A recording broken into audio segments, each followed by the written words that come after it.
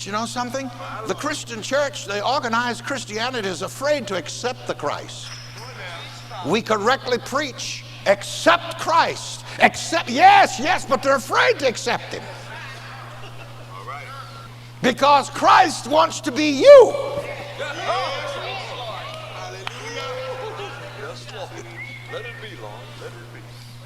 Christ is trying to come again in you, through you, and as you, and you're looking somewhere else for him. Go not my soul in search for him. You will not find him there. In realms beneath, in realms outside, or in the upper air.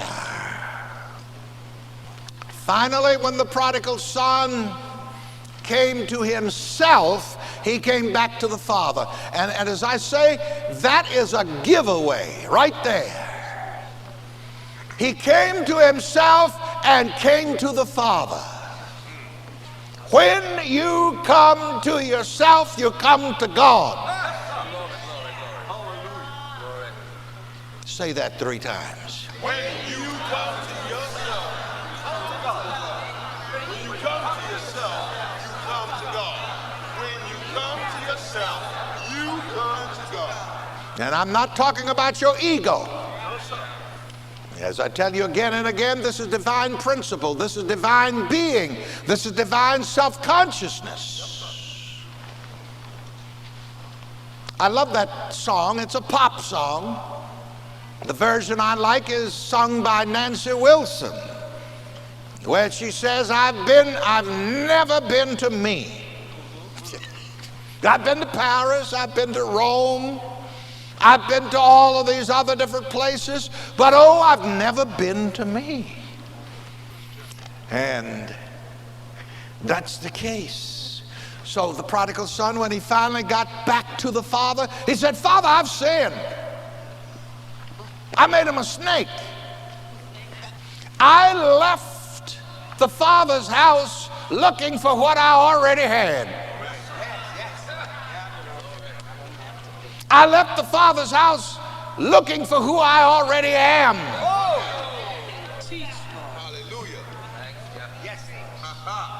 In your spiritual experience, that you must come to that point where where the K falls off of seek.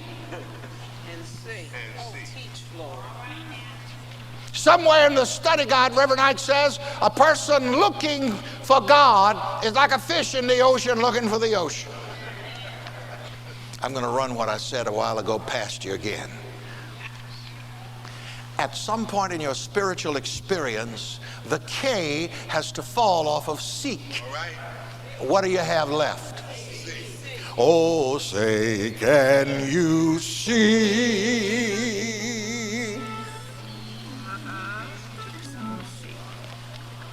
And you're no longer seeking, but you're doing what? Seeing. Again, somewhere in the Bible it says, we shall see him as he is. Millions and millions of people the world over seeking for God. But you want to know the real truth? To seek for God is to leave God. Say to the person next to you, what you looking for?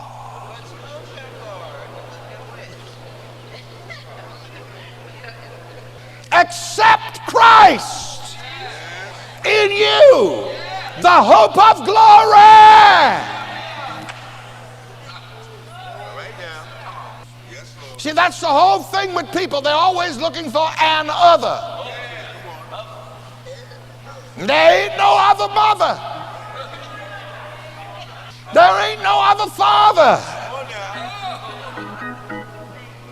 At Lovely Hill Baptist Church we used to sing, he's my mother and my father, and I won't take it back. He's my sister and my brother, and I won't take it back. He's my doctor and my lawyer, and I won't take it back. He's been so good to me.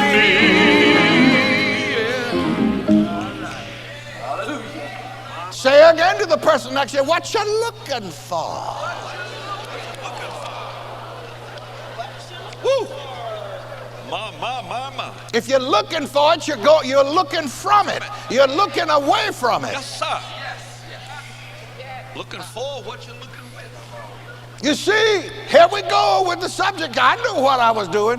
Why is it so hard to believe that it's so easy? But you see, this is what organized religion does. It makes God so hard to find.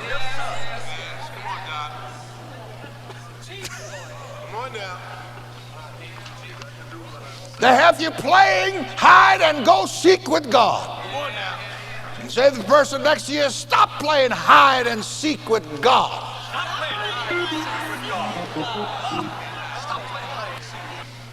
I think it is apropos here to repeat again and again that old legend of the gods from Greek mythology. It is said that there was a meeting of the gods, and the question on the agenda was, where shall we hide the divinity of man? Because if man discovered his divinity, he may misuse it. And of course, this is what man is doing anyway. He's perverting his divinity, abusing it to hurt themselves and to hurt each other. So where can we hide the divinity of man so that he won't find it and abuse it and misuse it? It was suggested, let us hide the divinity of man beneath the ocean. No. Someday man will plumb the ocean's depth, find his divinity, and abuse it. Let us hide the divinity of man on the highest mountain. No. Someday man will scale the mountaintops, find his divinity, and abuse it. And so many wonderful suggestions were made. Finally, it was suggested, let us hide the divinity of man within himself, and that will be the last place he'll look for it. Everybody stand up right now. We're going to do an exercise. I'm going to have you point at everybody and say, God is hidden in you. God is hidden in you. God is hidden in you. Sister Mary, what is that scripture about the mystery? Somewhere in the New Testament there's a scripture about the mystery. But I've got something to tell you this afternoon, and I hope you can stand it. You are the divine mystery.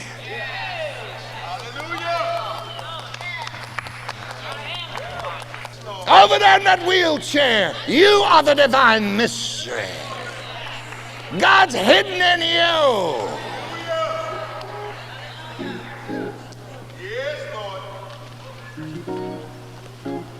Every drug addict out in the street, God is hidden in him and in her.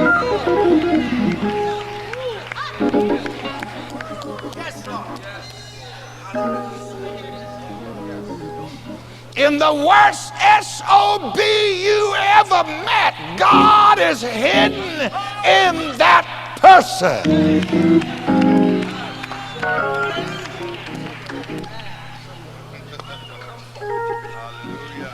And when you get to the point where you can so recognize the reality of God in you to the point that you can recognize the reality of God in those SOBs, then the SOBs will melt.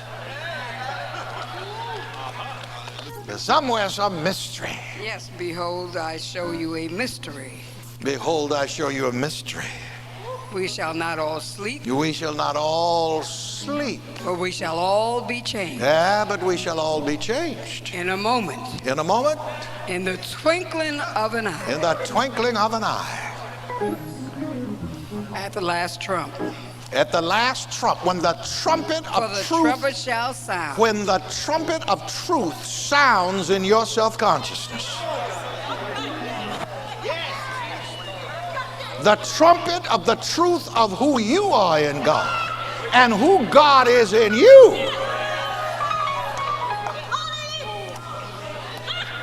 then you're changed in a moment, in the twinkling of an eye. And you will no longer say, I seek, but you will say, I see.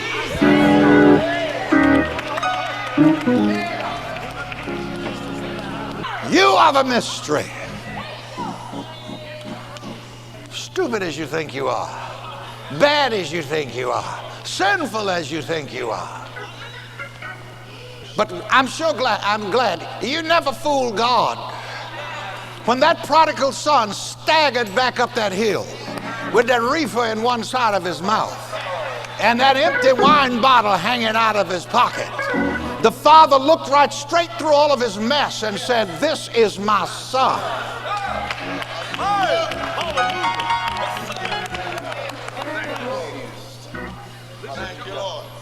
With all of his mess, with all of his dissipation, with all of his stinking breath, with all of his filthy rags,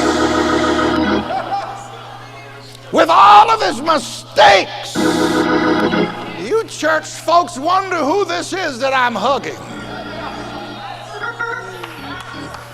I got news for you. This is my son. You never stop being God's child. You may break the fellowship, but you can never break the relationship.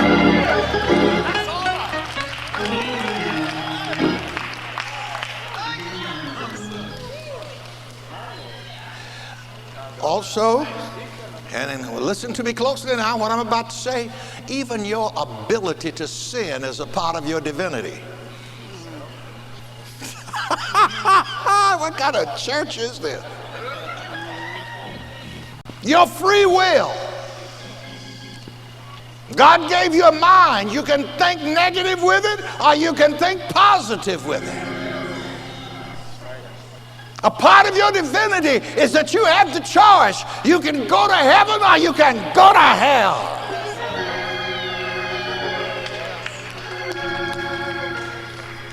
It's all a part of your divinity. You can be something, I can be nothing. Part of your divinity.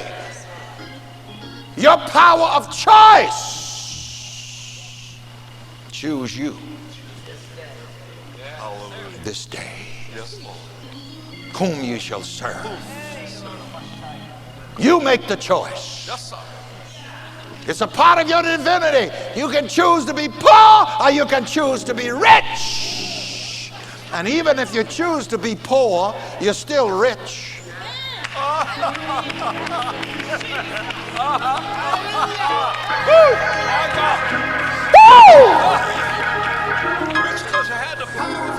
Even if you choose to be a sinner, God says, that's my son.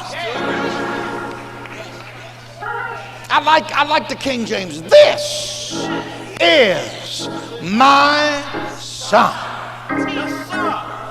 Been to the pig pen? Yes. Eating with the pigs? Yes. That has nothing to do with it. This is my son.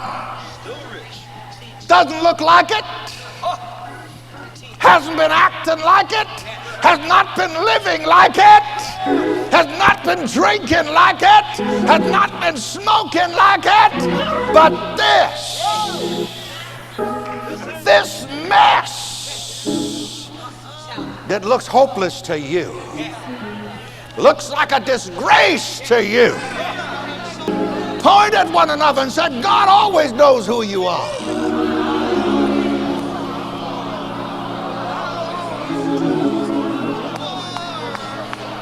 Now hear this. To be saved is to come to know yourself like God knows you.